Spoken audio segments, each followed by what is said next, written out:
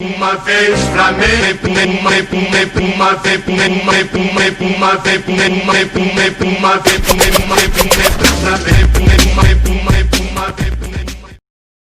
No Campeonato Brasileiro, a vitória do Internacional por 2-1 com um gol de pênalti no final, né, acabou sendo realmente um resultado para confirmar, para reforçar essa fase vitoriosa e de êxito, de sequência de vitórias do time comandado pelo Abel Braga, né? Já falamos aqui em outras ocasiões da forma como o time joga, a velha receita do Abel funcionando novamente, dando certo, um time que marca forte, um time que joga muito na bola parada, no erro do adversário, sobe a marcação em alguns momentos, mas deixa mais a bola com o adversário, usa essa estratégia, muito parecido com outros times do Abel ao longo de sua carreira. E encontrando uma fase excelente, conseguindo uma sequência de vitórias, e essa muito especial pelo fato de o Grêmio não ter perdido até então para o seu grande rival nessa temporada. O técnico argentino Eduardo Cudê, que começou a montagem dessa equipe e fazia um bom trabalho quando foi trabalhar, aceitou a proposta para trabalhar no futebol espanhol, no Celta de Vigo, não conseguiu vencer nenhum Grenal, era o seu grande problema, inclusive, não conseguir triunfar no Grenal. Acabou sendo eliminado do Campeonato Gaúcho, nos confrontos contra o time do Renato Gaúcho, mesmo quando o Renato não vinha lá muito bem com o Grêmio,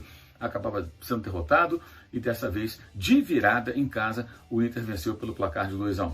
Abre uma vantagem importante na liderança do campeonato, se desgarra 2 pontos em relação ao São Paulo, que já havia superado ou golear o time paulista por 5-1 na quarta-feira no Morumbi, e abre mais pontos em relação, por exemplo, ao Flamengo, que dependia só dele para ser campeão até essa rodada e agora não depende mais. Somente o Internacional pode ser campeão por seus próprios resultados, né, sem depender de tropeços, de derrotas, de empates de adversários que estão ali envolvidos na luta pelo título, né? O Ceará, ao vencer o Palmeiras por 2-1, praticamente colocou o Palmeiras fora dessa briga. Fica muito difícil também para o Grêmio, né, que em dado momento, quando vencia por 1-0, poderia até ficar mais próximo de uma briga pelo título brasileiro, porque joga quinta-feira com o Flamengo em casa. Então, se vencesse o Grenal e vencesse o Flamengo, o Grêmio entraria de vez na briga pelo título. Esse resultado coloca o Grêmio em situação muito difícil, e certamente o Renato vai começar a pensar agora nas finais da Copa do Brasil, que devem ser em fevereiro, a data ainda vai ser confirmada, depende aí também do Palmeiras na Libertadores, essa coisa toda, Mundial de Clubes, enfim, calendário confuso na pandemia, já é confuso, ainda mais agora. Mas o Renato vai começar a pensar nos confrontos decisivos da Copa do Brasil, muito provavelmente, né? Teve a chance, vencia por 1-0, mas tomou a virada do seu rival, num jogo muito tenso, como sempre é no Grenal, especialmente com um pênalti marcado no final da partida. Mas é uma campanha forte de um Inter que conseguiu se recuperar, se recompor, jogando de uma receita simples de um futebol eficiente, e que vai colecionando vitórias de maneira realmente surpreendente, até estupenda, até espetacular. Coisas que acontecem no futebol, né? Um técnico que vinha de péssimos trabalhos, que recebeu inúmeras e merecidas críticas, embora alguns dos seus amigos e defensores parecem que não conseguem entender isso, né? Muito mal no Flamengo, muito mal no Cruzeiro, muito mal no Vasco, né? Mas que agora consegue se recuperar e vai aí alcançando resultados que talvez nem ele mesmo pudesse imaginar. Que tenha aí sucesso, Abel, na sua caminhada. O Inter muito próximo de, quem sabe, voltar a ser campeão brasileiro, o que não consegue desde 1979. 79. Nessa época, o Abel ainda era jogador de futebol profissional, diga-se de passagem. No Paraná, onde o Flamengo não costuma se dar muito bem, novamente o time foi derrotado pelo Atlético, né? E dessa vez, com muitos erros do técnico Rogério Ceni. O treinador do Flamengo mexeu muito mal na equipe no decorrer do jogo. O time já começou mal a partida, outra vez apresentando problemas do seu lado direito da defesa, como já havia acontecido contra o Palmeiras, ali no lado do Isla, né, onde já aconteceram as melhores jogadas do Palmeiras no jogo da quinta-feira em Brasília. Foi por onde o Atlético criava situações de perigo e abriu o placar com o Abner no primeiro tempo. Antes, o Hugo já tinha salvado o Flamengo, já era para ter tomado um gol. E era sempre por ali, né, naquele setor, que o Atlético levava maior perigo. Depois que abriu o placar, o Flamengo encontrou um empate. Uma bola parada, o Gustavo Henrique cabeceando num cruzamento da falta batida pelo Arrascaeta, fez 1-1, o Flamengo não merecia ali o empate, achou o gol, literalmente, não fazia bom jogo, né? O Atlético era superior, finalizava mais, levava mais perigo. E aí no segundo tempo o Flamengo até melhorou e conseguiu pressionar o Atlético, criar algumas situações, e aí vem as mexidas do Rogério, né? O Rogério, é curioso isso, né? Alguns torcedores pedem a presença de jogadores da base, como Natan, como Ramon. Eu entendo que são jogadores que talvez não estejam prontos ainda para que se transformem em titulares absolutos, né? Acho que essa cobrança de alguns torcedores às vezes é um pouco precipitada, pode até queimar esses garotos, até num time que não vem bem, um time cheio de altos e baixos. Mas enfim, acaba que ele aposta em alguns desses garotos, né? Ele insistiu com o Vitinho de saída, até entendo a opção pelo Vitinho, porque tem características mais próximas das do Bruno Henrique, que era o desfalque no ataque. Muita gente pede Pedro e Gabigol. Eu acho que essa formação de saída ela é mais complicada, especialmente quando o time não tem a bola. Mas em situações do jogo que você precisa buscar o resultado, ela é possível, ela pode ser tentada, que era o caso.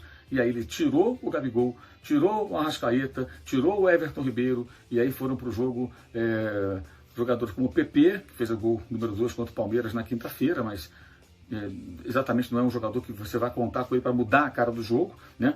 Colocou depois o Rodrigo Muniz, era para colocar o Rodrigo Muniz, por que não deixou o Gabigol junto com o Pedro, né?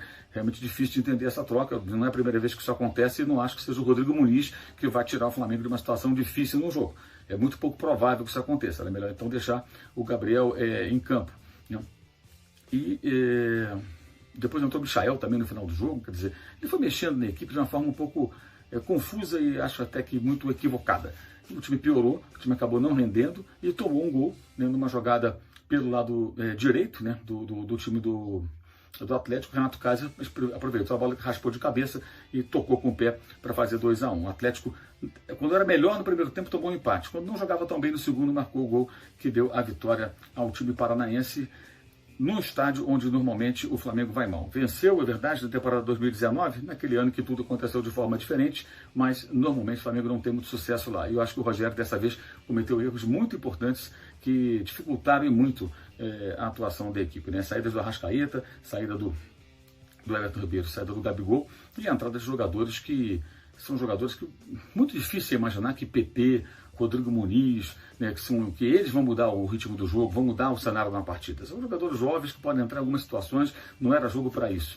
Mas acabou fazendo essas mudanças, o time piorou e o Flamengo acabou sendo derrotado, perdendo uma oportunidade muito grande de se igualar ali ao São Paulo com um jogo a menos na pontuação, e o Inter abriu 3 pontos a mais em relação ao Flamengo. São 7 de desvantagem, o Flamengo terá um jogo quinta-feira com o Grêmio, tem que vencer esse jogo para reduzir essa desvantagem para 4, e lá na frente, caso continue assim, tem que vencer o Inter, né, para poder reduzir essa vantagem ainda mais e torcer por um tropeço do Internacional. Vai ficando muito difícil o sonho do Flamengo de ganhar o Campeonato Brasileiro, não pela matemática, mas pela incrível irregularidade. Um bom jogo contra o Palmeiras, um jogo inteligente, o time foi bem montado para aquela partida, venceu por 2-0 e dessa vez no Paraná, uma partida muito, muito abaixo, voltou a jogar muito mal, é mais uma derrota, né?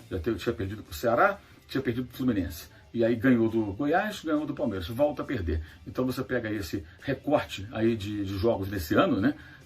De 5 jogos desse ano, são 3 derrotas e 2 vitórias. Ou seja, um desempenho muito ruim do Flamengo no ano de 2021, perdendo pontos valiosos que vão fazendo com que o sonho do título brasileiro fique cada vez mais distante e mais perto do Internacional de Abel Braga.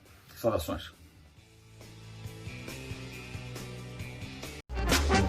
Uma vez Flamengo, uma vez